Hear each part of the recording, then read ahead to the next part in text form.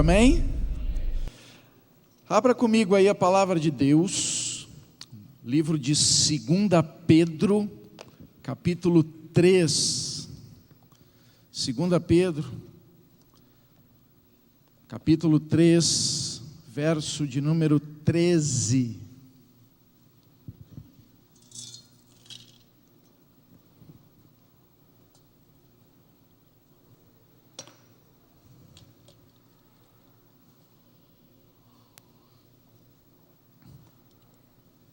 Três 13 diz assim: nós, porém, segundo a sua promessa, aguardamos novos céus e uma nova terra, nos quais habita a justiça.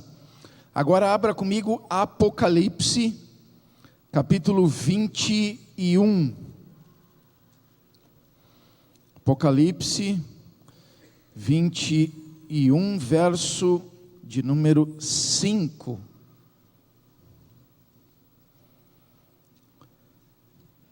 Amém?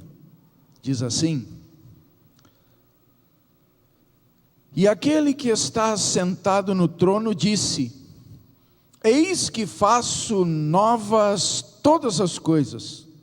E acrescentou: escreve, porque estas palavras são fiéis e verdadeiras.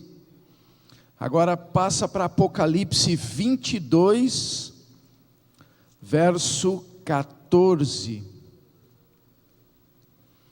22, verso de número 14. A última bem-aventurança que a Bíblia descreve.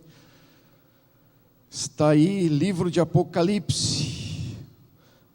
Verso 14: bem-aventurados aqueles que lavam as suas vestiduras no sangue do Cordeiro, para que lhes assista o direito à árvore da vida e entrem na cidade pelas portas. Amém? Coloca a mão no teu coração agora e diga para Deus a liberdade que você dá para essa palavra ser trabalhada na sua vida.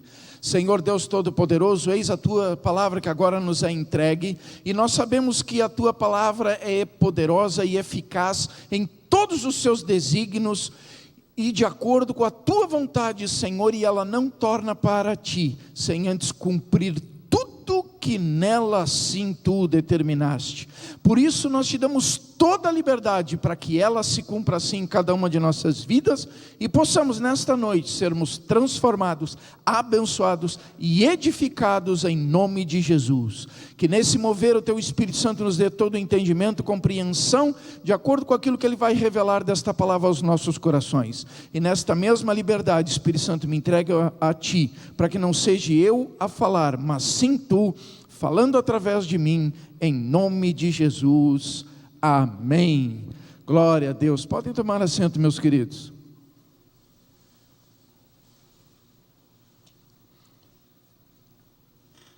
Meus amados, então hoje nós estamos encerrando essa panorâmica que nós demos sobre o livro de Apocalipse e trabalhamos a essência da revelação desse livro para as nossas vidas. E hoje nós vamos trabalhar então os últimos capítulos. O que nós vamos aqui narrar está entre o capítulo 20 e o capítulo 22, fechando então o livro de Apocalipse.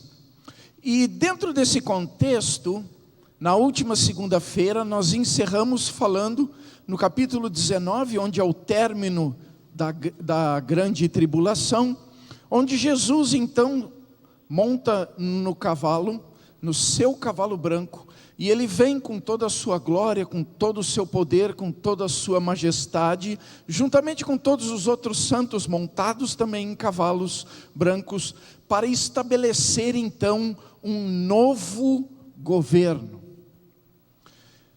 Um governo de justiça. Um governo que é aguardado por aqueles que creem com expectativa, com fé, diria até que com uma certa ansiedade, porque quando a gente tem uma esperança, e essa esperança é por convicção, é por certeza, é porque a gente confia que a promessa é real e verdadeira, até há uma certa ansiedade para que seja consumado os propósitos. Mas tudo que o livro de Apocalipse nos trouxe até aqui deixa bem claro o seguinte: que Deus nos provê de conselhos, de instruções. Deus nos provê de mandamentos, de estatutos. Deus nos provê de princípios e de atributos que fazem parte da sua estrutura como um Deus todo-poderoso, para que mediante o conhecimento de todas essas coisas, nós venhamos a ter toda a condição necessária para fazer as escolhas corretas. Porque diante de todas as informações, eu tenho a capacidade de dizer o que eu quero. E é isso que muitas vezes as pessoas não entendem e acabam colocando Deus diante das circunstâncias que são promovidas na vida da pessoa, como se ele fosse o responsável. O livro de Apocalipse deixa bem claro que cada um é responsável de si mesmo. Ah, mas pastor, Deus não é responsável por nós? Ele é responsável em nos fazer conhecer a verdade. Mas o que eu decido mediante o conhecimento da verdade, Ele não é responsável. Quer ver a frase mais famosa entre os cristãos? É o seguinte: ah, onde é que estava Deus que não impediu isso? É ou não é? Só que tem uma coisa: se eu decidir, Deus não vai interferir na minha decisão, senão Ele está quebrando um princípio do livre-arbítrio. A partir do momento que eu decidir, Ele não vai interferir, e aquilo que Ele disse que Ele não volta atrás, nem muda de ideia. Como assim, pastor? O livro de Apocalipse revela que as nossas decisões têm consequências. Pode ser consequências para a vida ou consequências para a morte. E o livro de Apocalipse deixa bem claro que em Deus não há sombra de variação, não há mudança, não há instabilidade, não há nenhuma incerteza a respeito do que Ele já definiu. E Deus, irmãos, Ele não é influenciado pelas nossas carências, pelas nossas debilidades, pelas nossas necessidades. Como assim, pastor? Deus não vai mudar um conceito, um preceito, um mandamento, um estatuto para quebrar o galho de alguém. Ele não vai fazer isso. E, irmãos, querem ver uma coisa? Eu vou dar um exemplo só. Todo mundo vai lembrar, faz pouco que a gente passou aí pela semana da Páscoa, e como é de praxe em toda semana da Páscoa, tudo que é canal passa os filmes da paixão de Cristo, a morte de Cristo, é ou não é? Certo? Agora, vocês vão lembrar de uma certa cena onde Jesus sobe no Monte das Oliveiras, pede para Pedro, João e Tiago ficar orando, intercedendo, e ele vai mais à frente. Ali ele dobra os joelhos dele e começa a se angustiar, e se angustiar profundamente, e tão profundamente que ele chega a suar, lacrimejar sangue. Todo mundo lembra dessa cena? Pois bem, essa cena tem algo muito importante para mim e para você, porque vocês lembram o que Jesus orou? Ele disse assim: Pai, se for possível, passa de mim esse cálice. E aí, irmãos, se você pegar dentro da questão de suar sangue,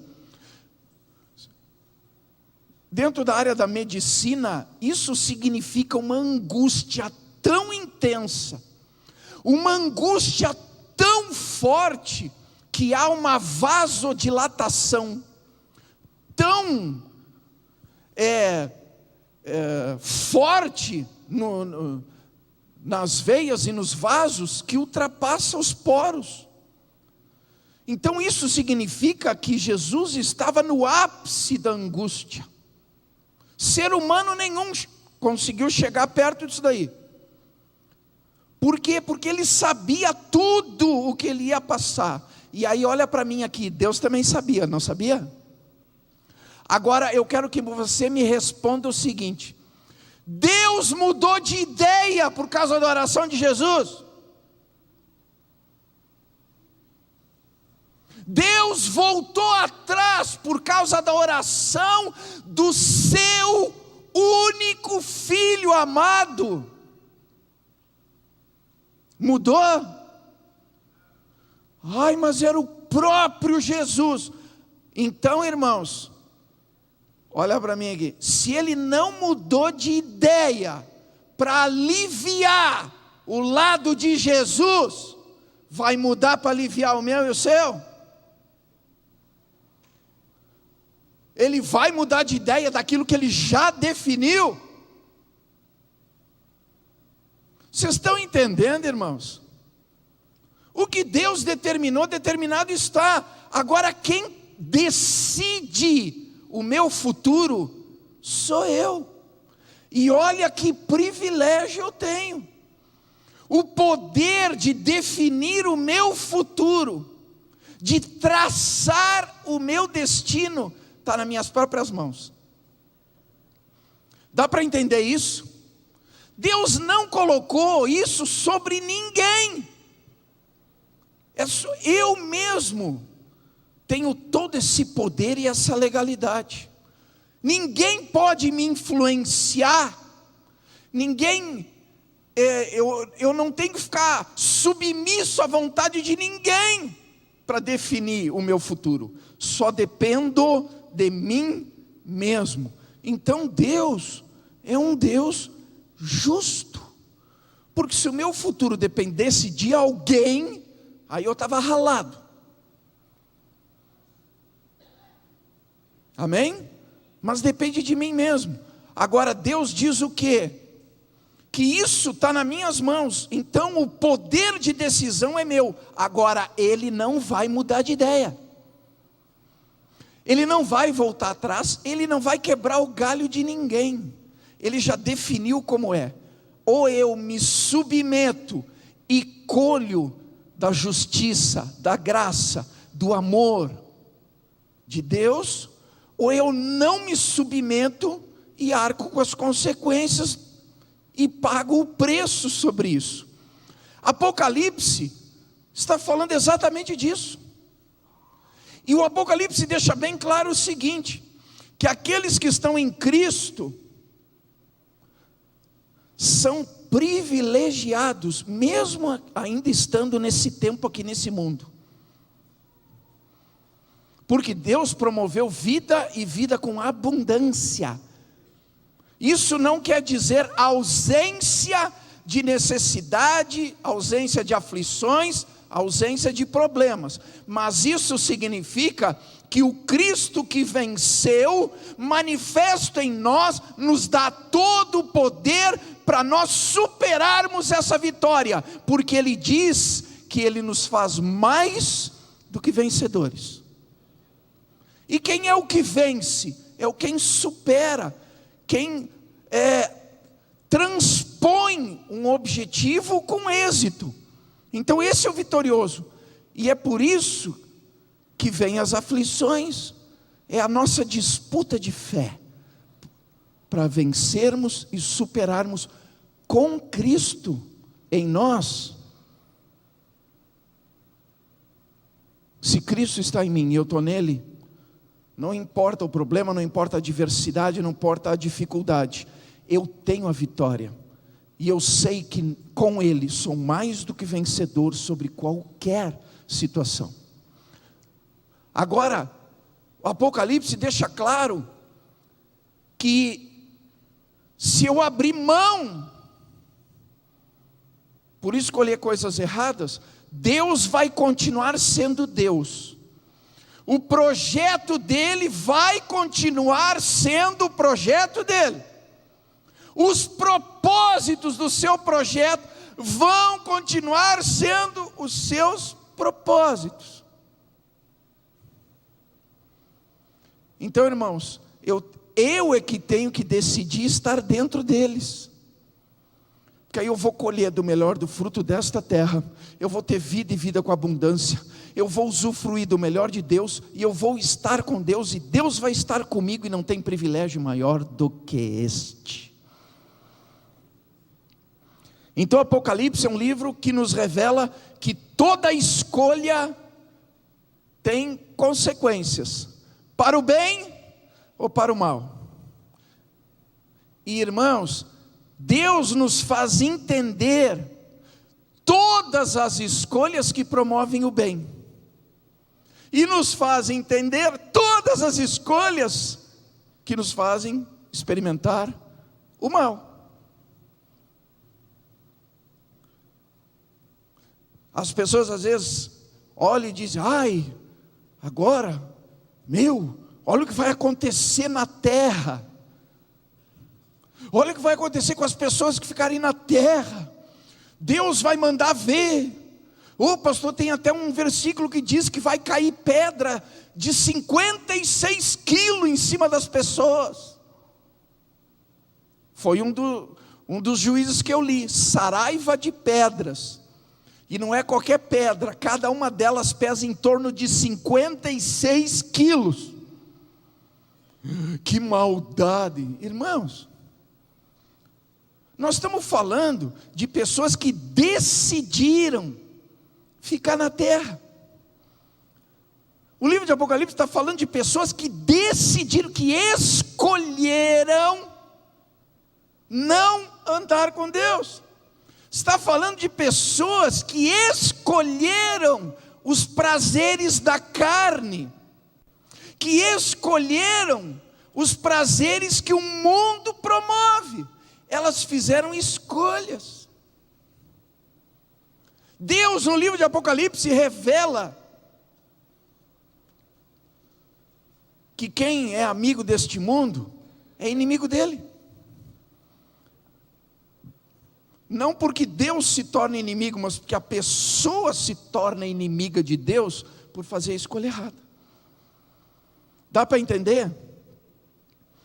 Então, quando a gente vê Jesus subindo no cavalo e vindo para dar fim à grande tribulação e estabelecer um novo governo, nós estamos vendo Deus sendo justo com a escolha de cada um. Dá para entender?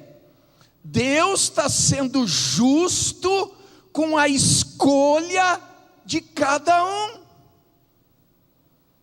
Porque se ele quisesse interferir no destino, ele seria injusto e mentiroso. Por quê? Porque ele estaria faltando com a palavra dele, que disse que eu e você temos liberdade de escolha, que nós temos livre arbítrio, que nós escolhemos o que queremos viver. Ele estaria ido contra isso. Mas ele é tão justo que ele vai acatar a decisão de cada um e vai prover a cada um de acordo com a sua própria escolha. Amém? Entenderam? O que nesse momento se estabelece? Um governo milenar de Jesus, não mais no céu, mas aqui na terra. O reino dos céus, a cidade santa, a nova Jerusalém vem para a terra. a fim de que todos os remidos estejam sob o governo e a autoridade plena de Jesus, um governo de justiça, um governo de estabilidade, um governo de alegria, de gozo, de paz, um governo que promove coisas aprazíveis, um governo maravilhoso. O melhor que a gente pode imaginar, para mim e para você. E aí, quando Jesus estabelece esse governo, Ele estabelece numa cidade, chamada Nova Jerusalém. E essa é a cidade que Jesus foi preparar morada para mim e para você, para a sua igreja, para os remidos, para aquele que fez a escolha de acordo com os princípios de vida e de vitória promovido por Deus. Aquele que decidiu ser fiel até o fim, pagou o preço para ser fiel até o fim, e agora colhe dos frutos disso, da escolha certa. Apocalipse nesse momento está nos falando exatamente da consumação do objetivo da nossa caminhada de fé com Cristo. Está falando do momento, do ápice, que as escolhas certas promovem, para mim e para a sua vida. Está falando do momento em que nós vamos usufruir de coisas que são excelentes, que são maravilhosas, que são intensas e poderosas, que não foram preparadas por mãos humanas, mas pelo próprio Deus. Está falando de coisas que o olho não viu, o ouvido não ouviu, que jamais desceu ao coração do homem, que transcende todas essas coisas pela sua excelência, pela sua grandiosidade, pela excelência de Deus para com os seus filhos. Irmãos, o que Deus está mostrando aqui,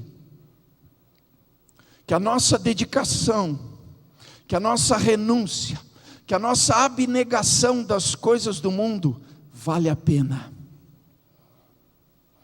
Vale a pena.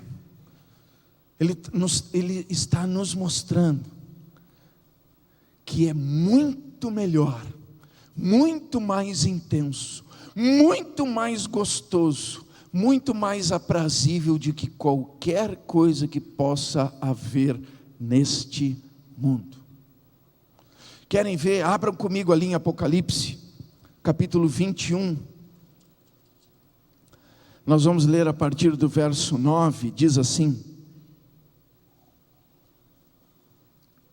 Então, veio um dos 7 anjos que tem as 7 taças cheias dos últimos 7 flagelos, e falou comigo, dizendo: Vem, mostrar-te-ei a noiva, a esposa do Cordeiro.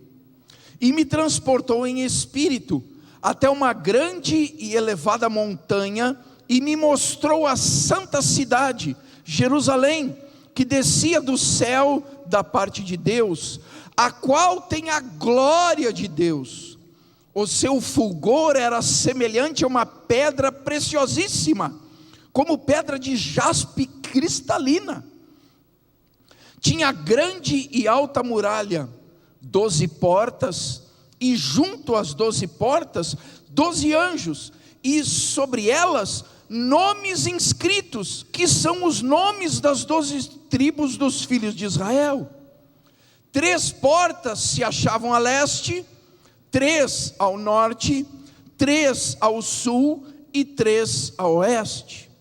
A muralha da cidade tinha 12 fundamentos, e estavam sobre estes os 12 nomes dos 12 apóstolos do Cordeiro. Aquele que falava comigo tinha por medida uma vara de ouro para medir a cidade, as suas portas e a sua muralha. A cidade é quadrangular, de comprimento e largura iguais, e mediu a cidade com a vara até 12.000 estádios. O seu comprimento, largura e altura são iguais. Mediu também a sua muralha, 144 côvados, medida de homem, isto é, de anjo. A estrutura da muralha é de jaspe. Também a cidade é de ouro puro, semelhante a vidro límpido. Os fundamentos da muralha da cidade estão adornados de toda espécie de pedras preciosas. O primeiro fundamento é de jaspe, o segundo de safira, o terceiro de calcedônia, o quarto de esmeralda, o quinto de sardônio, o sexto de sárdio, o sétimo de crisólito, o oitavo de berilo, o nono de topázio, o 10º de crisópraso, o 1/10 de jacinto e o 12º de ametista. As 12 portas são 12 pérolas, e cada uma dessas portas de uma só pérola. A praça da cidade é de ouro puro, como vidro transparente. Nela não vi santuário, porque o seu santuário é o Senhor, o Deus Todo-Poderoso e o Cordeiro. A cidade não precisa nem do sol, nem da lua para lhe darem claridade, pois a glória de Deus a iluminou, e o Cordeiro é a sua lâmpada. As nações andarão mediante a sua luz, e os reis da terra lhe trazem a sua glória. As suas portas nunca jamais se fecharão de dia, porque nela não haverá noite. E lhe trarão a glória e a honra das nações. Nela nunca jamais penetrará coisa alguma contaminada, nem o que pratica abominação e mentira, mas somente os inscritos no livro da vida do Cordeiro. Então me mostrou o rio da água da vida, brilhante como cristal, que sai do trono de Deus e do Cordeiro. No meio da sua praça, de uma e outra margem do rio, está a árvore da vida, que produz 12 frutos, dando o seu fruto de mês em mês, e as folhas da árvore são para a cura dos povos. Nunca mais haverá qualquer maldição. Nela estará o trono de Deus e do Cordeiro. Os seus servos o servirão, contemplarão a sua face, e na sua fronte está o nome dele.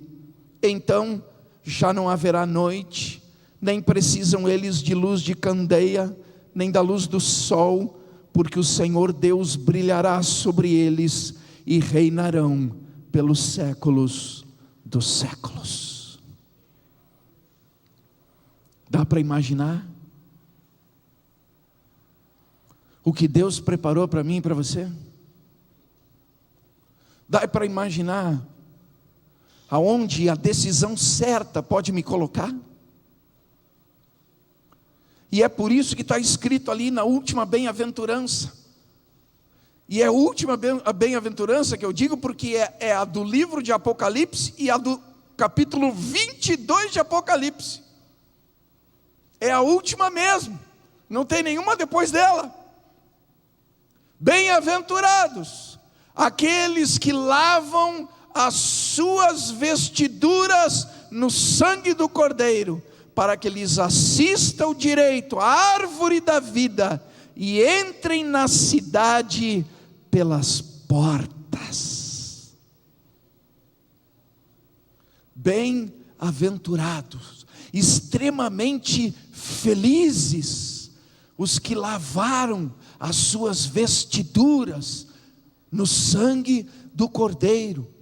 Isso significa quem decidiu ser santo e manteve a sua posição de santidade até o fim, para poder receber a coroa da vida e entrar na cidade pelas portas. Irmãos, quem entra pela porta é aquele que lhe foi dado acesso, que lhe foi liberado o acesso, que foi lhe dado o privilégio de entrar no lugar. E sabe o que é interessante? que não diz ali que precisa bater, porque os que lavaram as suas vestes, já está a porta aberta. O que o livro de Apocalipse nos revela, irmãos, é que Deus nos deu o privilégio de nós sermos feitos filhos de Deus, pelo poder do sangue de Jesus Cristo, o qual foi vertido naquela cruz, para que sobre mim e você não operasse mais acusação, nem condenação, para que nós fôssemos limpos de todo o pecado, e justificados pela justiça soberana de Deus, para termos o direito consumado de sermos habitantes desta cidade, que Jesus foi preparar como morada para mim e para você. Vale a pena, irmãos, pagar o preço. Vale a pena dizer sim para Deus e não para esse mundo. Vale a pena prosseguir caminhando para o alvo, porque o que está proposto é maravilhoso, é tremendo.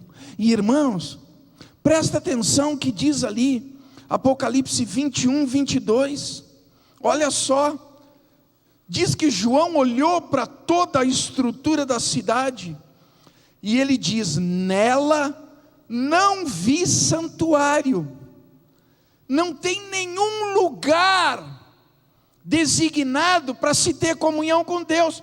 Como assim, pastor?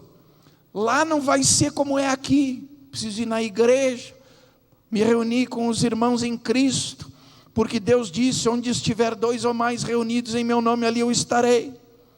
Não preciso mais entrar dentro do meu quarto, fechar a porta após mim e orar em secreto, porque Deus me ouve em secreto, no escondido do meu quarto.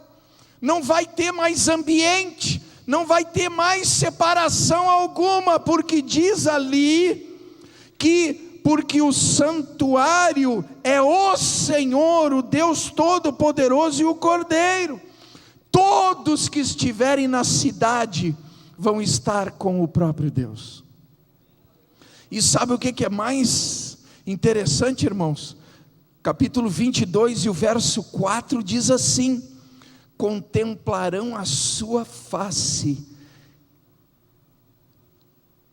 Pastor, o senhor está dizendo que a gente vai ficar vendo Deus assim como a gente está se olhando aqui?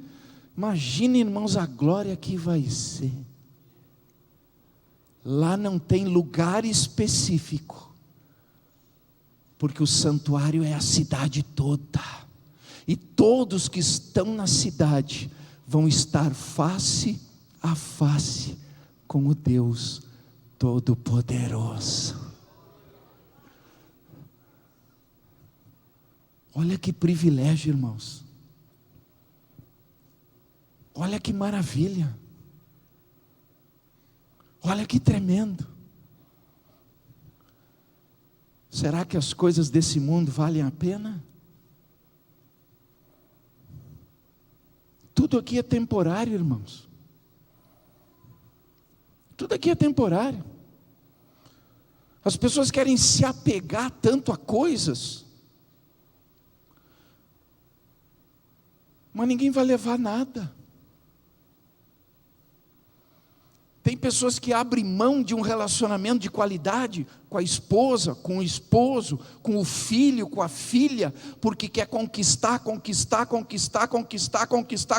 Mas eu digo uma coisa para você, de acordo com essa verdade: alguém vai usufruir do que você conquistou, porque a hora que você morrer, morreu.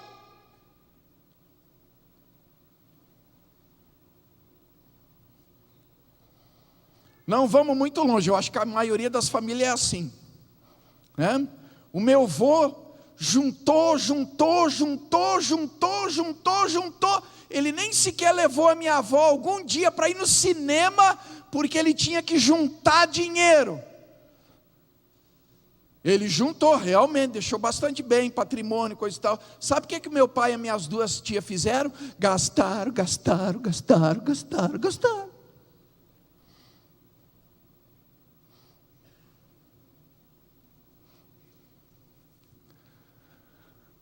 Irmãos, Deus quer que a gente viva com qualidade, sabendo dar valor para o que tem valor.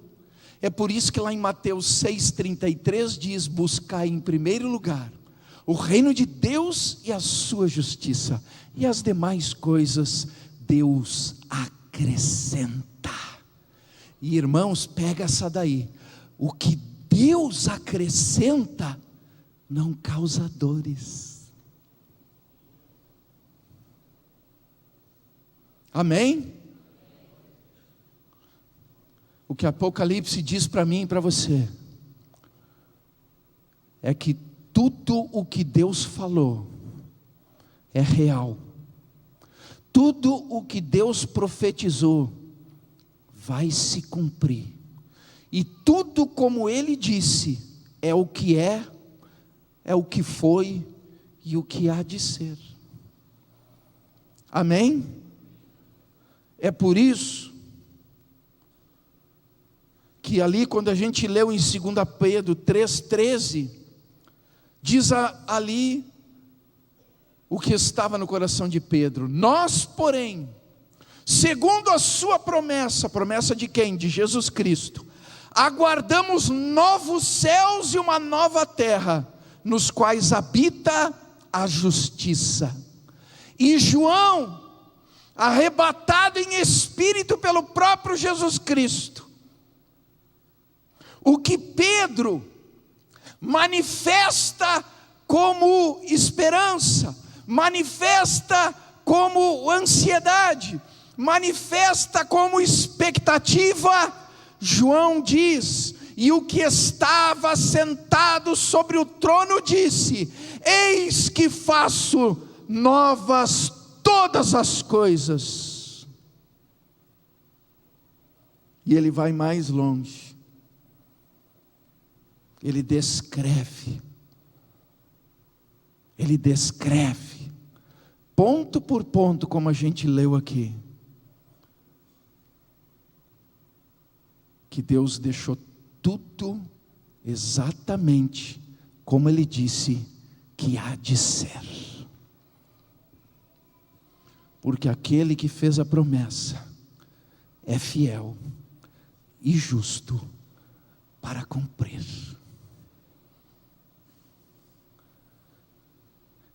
E Deus, nesse novo momento, em que nós retornaremos para o nosso lugar de origem, na comunhão plena com Deus, Ele diz ali: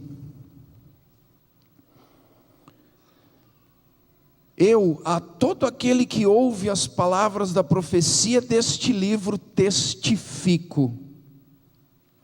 Se alguém lhes fizer qualquer acréscimo, Deus lhe acrescentará os flagelos escritos neste livro. E se alguém tirar qualquer coisa das palavras do livro desta profecia, Deus tirará a sua parte da árvore da vida, da cidade santa e das coisas que se acham escritas neste livro. Aquele que dá testemunho destas coisas diz: certamente venho sem demora.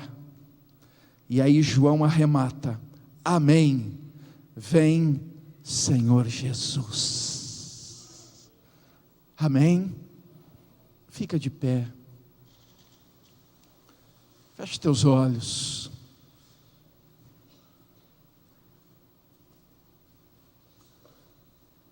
E diante de tudo que foi descortinado aqui para mim e para você, em cima dessa panorâmica das revelações do livro de Apocalipse, que deixa bem claro que vale a pena ser fiel até o fim. É momento de nós decidirmos a partir de agora, porque o que nós decidirmos agora reflete já amanhã para a nossa vida, nos prepara até para a iminência de Jesus voltar nessa noite.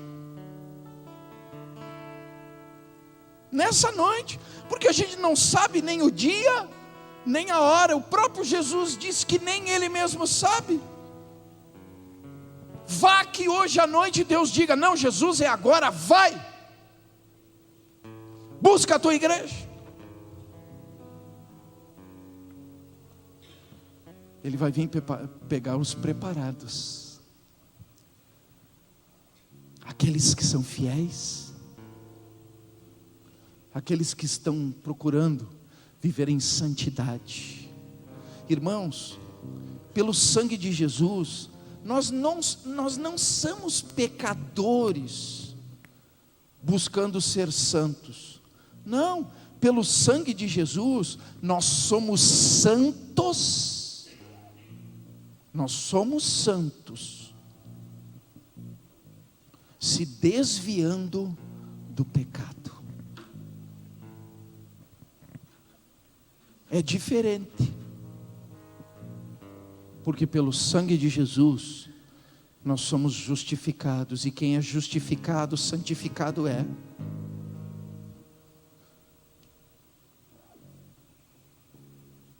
Santificado é. E Deus olha para nós como os seus santos, como os seus santos. E mediante esse olhar de Deus, Ele só espera a nossa decisão correta, porque Ele quer nos prover das consequências mais gostosas, aprazíveis e maravilhosas que Ele preparou para quem decidiu ir morar no céu. Adoramos ao Senhor.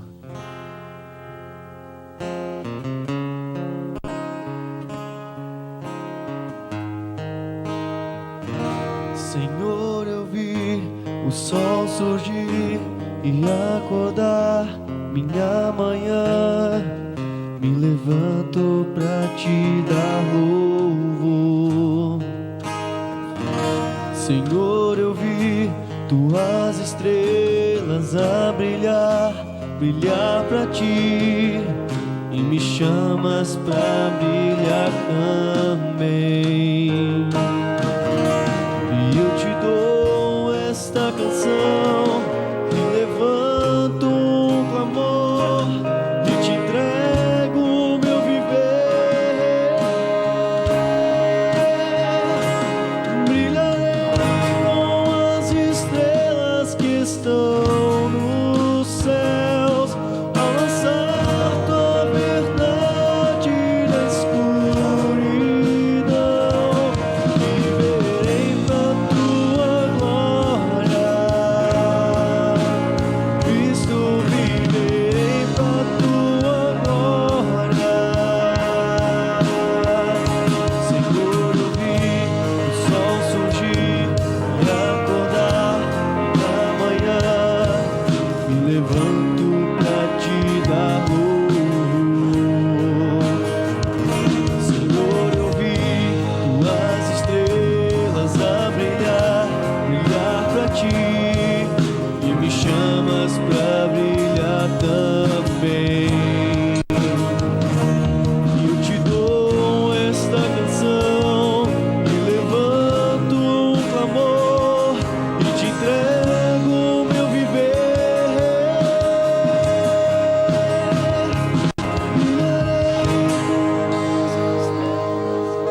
Você que está aqui nesta noite, estava se sentindo cansado, sem forças, querendo parar, querendo desistir, se sentindo desmotivado diante de tribulações, de aflições, de problemas, de determinadas circunstâncias que saíram fora do teu controle, e você estava querendo parar no meio do caminho, estava tirando a tua visão do alvo, do objetivo, do propósito. Mas hoje, nesta noite, Você entendeu que precisa manter esta chama acesa da fé no teu coração e de que vale a pena prosseguir para o alvo. E você quer se renovar na presença de Deus. Sai do teu lugar e vem aqui diante do altar. Nós vamos orar e ministrar. Eu quero que os obreiros que trabalham comigo subam aqui.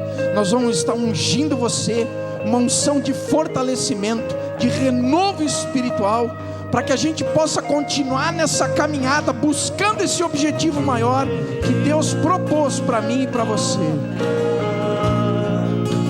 Cristo, viverei pra tua glória.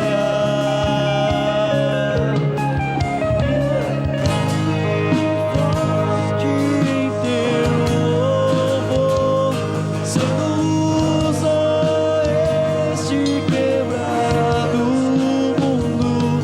Viverei pra tua glória. Cristo, viverei pra tua glória.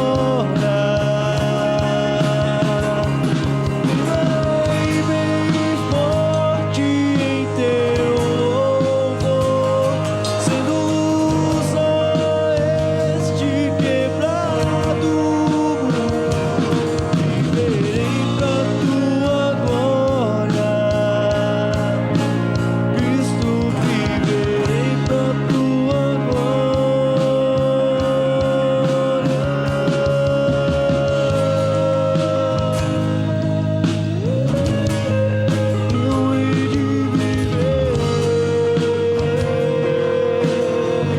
Senhor Deus Todo-Poderoso, que vem agora uma unção poderosa de renovo, em nome de Jesus, sobre cada uma dessas vidas, que reacenda a chama desta fé, Senhor, mediante os teus propósitos de vida e de vitória para cada um por Cristo Jesus. Que o teu Espírito Santo seja vivificado, renovado em cada vida, em cada coração. Que em nome de Jesus, Pai, Tu venha trazer um renovo espiritual, promovendo um gozo, um refrigério sobre essa vida, Pai. Em nome de Jesus, Senhor, trabalha a favor desta vida, em nome de Jesus, para que ela, Senhor, reacenda, Senhor, esse amor de Cristo no seu coração. Que ela volte ao primeiro amor, aquela motivação, aquela alegria, aquele êxtase espiritual, aquela motivação de falar, de anunciar desse teu amor em Cristo para outras pessoas, de estar orando, intercedendo pela vida do parente, do familiar, do seu esposo, da sua esposa. Renova, Senhor, oh Pai, e promove, Senhor, que venha a resposta desta oração, porque a resposta tardia adoece o coração, Pai. Vem com a tua resposta a favor, Senhor, do propósito desse coração, dessa vida que estão buscando diante de Ti, essas pessoas que estão intercedendo por outras vidas, ó Pai, que elas tenham a solução, a resposta, a vitória. Que em nome de Jesus, Pai, se manifeste o Teu poder, trazendo, Senhor, com esse poder o suprimento dessa necessidade que diante de Ti está presente nessa vida. Em nome de Jesus, Pai, move mediante o Teu poder, trabalha a favor desta vida, vivifica, Senhor,